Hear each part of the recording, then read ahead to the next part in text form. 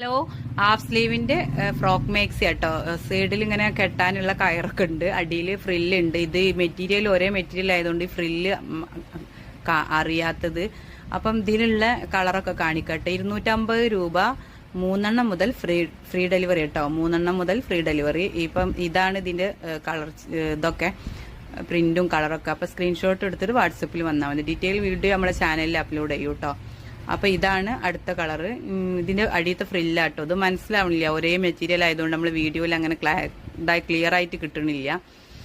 250 രൂപയാണ്, 3 എണ്ണം മുതൽ ഫ്രീ ഡെലിവറിയാണ്. അപ്പൊ ബാക്കിയുള്ള പ്രിന്റുകളൊക്കെ കാണിക്കാട്ടോ.